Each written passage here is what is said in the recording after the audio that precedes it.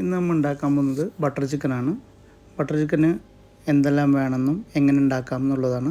Chicken എടുത്ത് നമ്മൾ marinate ചെയ്ത് വെക്കണം. മാരിനേറ്റ് ചെയ്യാൻ വേണ്ടിയിട്ട് സുർക്കയും മഞ്ഞൾപ്പൊടി ഇട്ട് കഴുകി കട്ട് ചെയ്ത് വെച്ച ചിക്കനിലേക്ക് തൈര്, മുളക് പൊടി, മഞ്ഞൾപ്പൊടി, ചെറുനാരങ്ങ നീര്, ഗരം മസാല ഇവയെല്ലാം ചേർത്ത് നമ്മൾ മിക്സ് ചെയ്ത് മാരിനേറ്റ് ചെയ്യാൻ വേണ്ടിയിട്ട് ഒരു അരമണിക്കൂർ തുടങ്ങി 1 മണിക്കൂർ വരെയും മാറ്റി വെക്കും.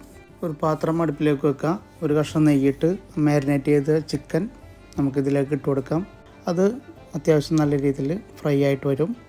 ഫ്രൈ ആയിട്ട് വന്നതിന് ശേഷം ഈ ചിക്കൻ നമുക്ക് ഒരു പാത്രത്തിലേക്ക് മാറ്റി വെക്കാം. അതേ പാത്രത്തിലേക്ക് തന്നെ ഒരു കഷ്ണം നെയ്യിടാം. നെയ്യൊന്ന് ഉരുകി വരുമ്പോൾ നമുക്ക് കറുകപ്പട്ട, കരയാമ്പൂ, കുരുമുളക് ഇട്ട് കൊടുക്കാം. അതിനുശേഷം അതിന് പുറമെ ഇഞ്ചി, വെളുത്തുള്ളി, സവാള, പച്ചമുളക് നമുക്ക് ഇതിലേക്ക് ഇട്ട് കൊടുക്കാം. അതൊന്ന് വാടി വരുന്നവരെയും ഒന്ന് ഇളക്കിക്കൊണ്ടിരിക്കണം. സവാള പെട്ടെന്ന് വാടാൻ വേണ്ടി നമുക്ക് കുറച്ച് ഉപ്പിട്ട് കൊടുക്കാം. സവാള എല്ലാം കളറൊക്കെ മാറി വന്നിട്ടുണ്ട്. അതിലേക്ക് നമുക്ക് തക്കാളി അരിഞ്ഞ് വെച്ചത് ഇട്ട് കൊടുക്കാം. നല്ല രീതിയിൽ ഇളക്കി കൊടുക്കാം. തക്കാളി ഒന്ന് ഉടഞ്ഞു വരുമ്പോഴേക്കും അതിലേക്ക് നമുക്ക് വേണ്ട ഗരം മസാല, മുളക് പൊടി, കുരുമുളക് പൊടി, കാഷ്നട്ട്, ഉണക്കമുളക് എന്നിവ ഇട്ട് ഇളക്കി കൊടുക്കാം. ഒന്ന് ഇളക്കി കളറൊക്കെ മാറി വന്നിട്ടുണ്ട്. നമുക്ക് അതൊരു ഗ്രൈൻഡറിലേക്ക് മാറ്റാം. അതൊന്ന് നല്ല രീതിയിൽ നമുക്ക് അത് അരച്ചു കൊണ്ടുവരാം.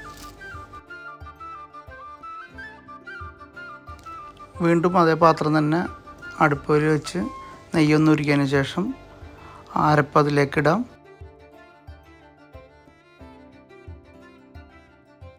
നമുക്ക് കുറച്ച് ഫ്രഷ് ക്രീം ഒഴിച്ചു കൊടുക്കാം.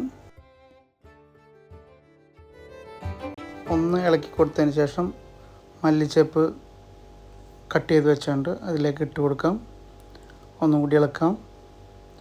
നമ്മൾ ചിക്കൻ എടുത്തു വെച്ചത് ഇതിലേക്ക് ഇടാം. ഒന്നുകൂടി മിക്സ് ചെയ്ത് ഒന്ന് കൂട്ടിയതിന് ശേഷം 2 മിനിറ്റ് ചെറിയ തീയിൽ നമുക്ക് മൂടി വെച്ച് വേവിക്കാം. മൂടി തുറന്ന് നോക്കാം.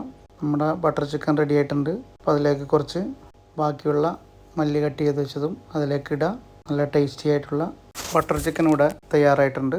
ഇനി ഇതൊരു സർവിങ് പ്ലേറ്റിലേക്ക് മാറ്റാം. ഇത് നമുക്ക് പൊറോട്ട, നാനിൻ്റെ കൂടെ എല്ലാം കഴിക്കാം. എല്ലാവരും ഇത് ഉണ്ടാക്കി നോക്കുക. ഫീഡ്ബാക്ക് അറിയിക്കാം. താങ്ക്